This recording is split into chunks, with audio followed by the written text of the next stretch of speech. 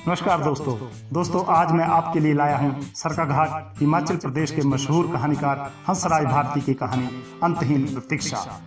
दोस्तों यह कहानी है एक गांव के अकेले अपनी जिंदगी के अंतिम क्षणों को गुजारते एक बूढ़े बाप साधु सिंह की, जो अपने दूर शहर की रोशनियों में रहते बेटे के मनी ऑर्डर के पैसे के इंतजार में एक बूढ़े बाप की अंतहीन प्रतीक्षा। क्या हुआ जब डाकिया विनोद शर्मा मनी ऑर्डर लेकर साधु सिंह के घर जाता है, तो देखिए और सुनिए अंतहीन प्रतीक्षा।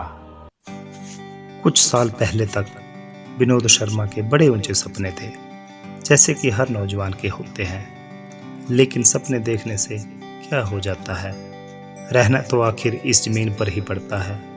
वह अपनी कहानी आप सुना रहा था।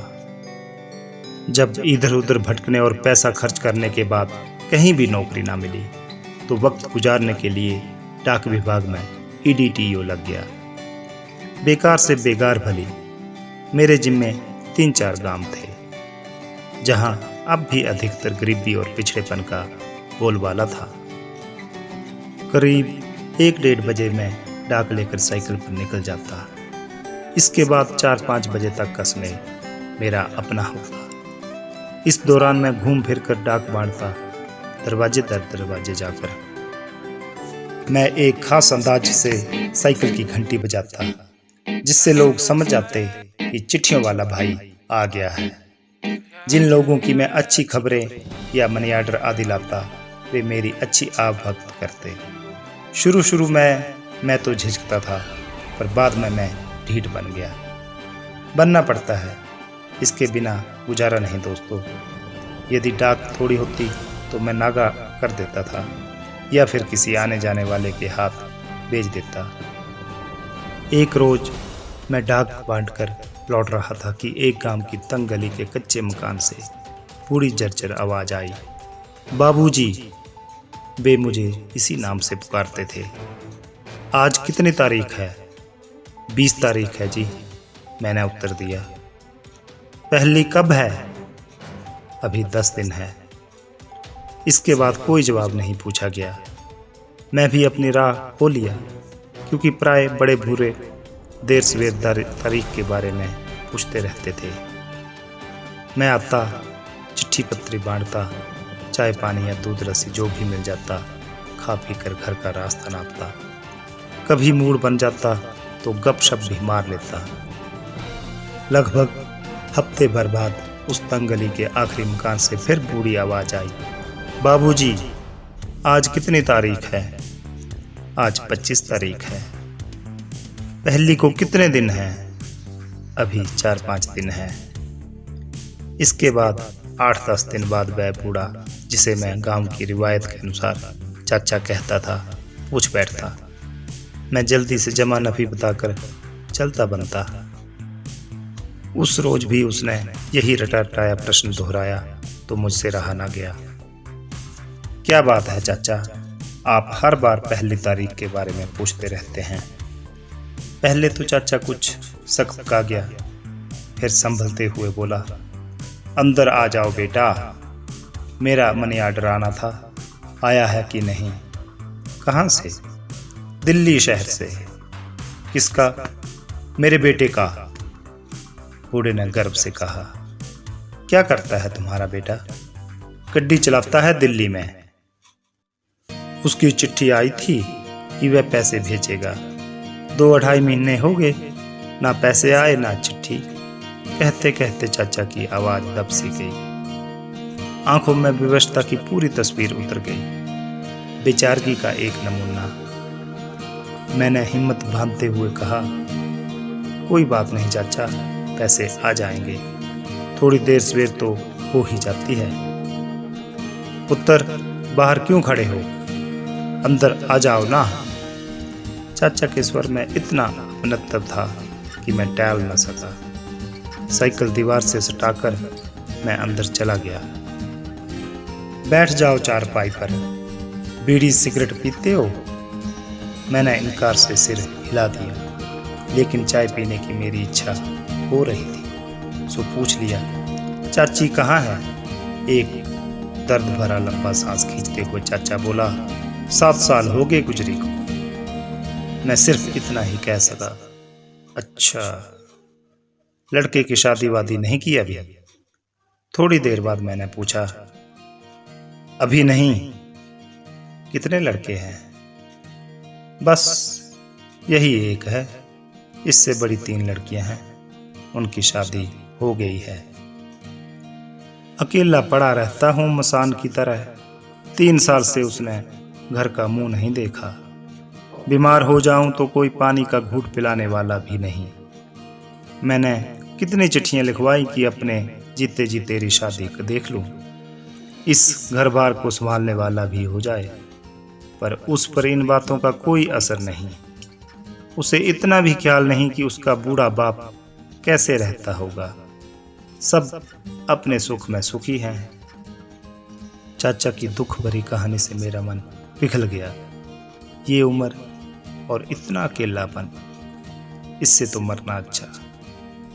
उठते हुए मैंने कहा, अच्छा चाचा, चलता हूं। इस महीने देख लो, यदि पैसे आ गए तो ठीक, अन्यथा तुम्हारी तरफ से चिट्ठी लिख दूंगा। देखता हूं कैसे नहीं भेजता। मेरी बात सुनकर चाचा के उदास चेहरे पर रौनक आ गई। इसके बाद एक नाम साधु सिंह मेरी जुबान पर चढ़ गया। डाक छांटते वक्त मुझे लगता कि हर चिट्ठी और मनी ऑर्डर साधु सिंह के नाम है, लेकिन ऐसा था नहीं। पहली तारीख आई और चली गई। इंतजार करते करते आधा महीना बीत गया। ना तो साधु सिंह के नाम कोई चिट्ठी आई, ना पैसे, बस वही अंतहीन प्रतीक्षा। इस प्रतीक्षा में साधु सिंह की आंखें पथरा गई। बीमार तो रहता ही था, अब बीमारी ने को और असर दिखाना शुरू कर दिया। उसकी इच्छा थी कि कम से कम मरने से पहले बेटे का मुंह तो देख ले। मैं अब दूसरे चौथे रोज चाचा के पास बैठकर उसका दुख बांटने की कोशिश करता, दिलासाओं की घुट्टी पिलाता, हिम्मत बधाकर बूढ़े मन को समझाता। फिर एक रोज अपने वायदे के अनुसार चाचा के बेटे के नाम लंबा चौड़ा खत लिखा, जिसमें अपनी समझ के मुताबिक उसे खूब उपदेश लिखे थे, उसकी नलायकी पर व्यंग्य कसे थे।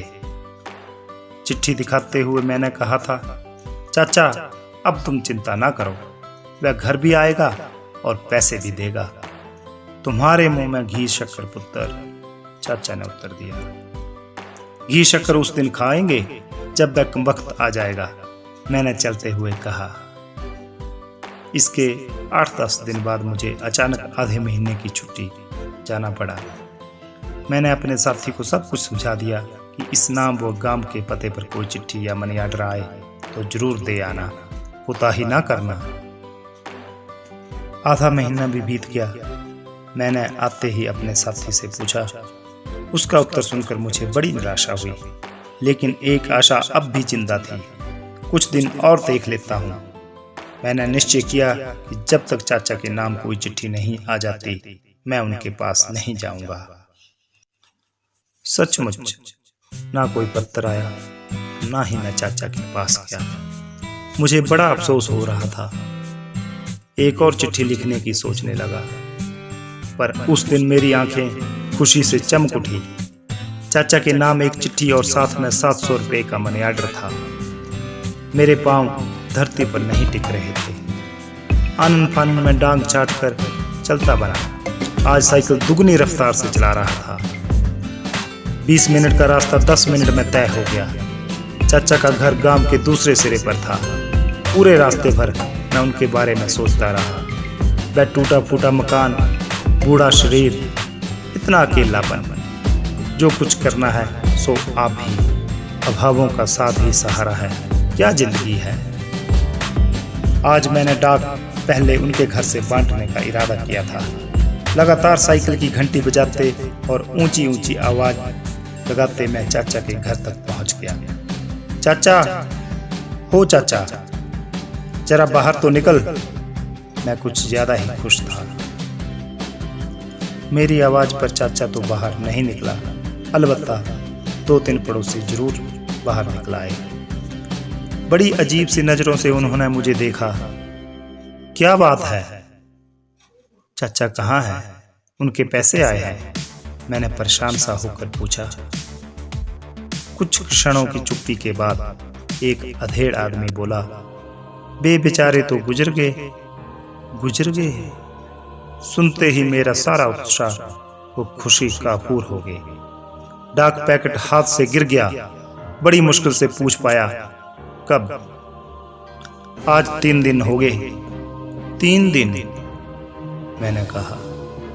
फिर एक नजर चाचा के घर की ओर डाली जो शमशान लग रहा था, फिर बोझिल कदमों से चल दिया। धन्यवाद दोस्तों।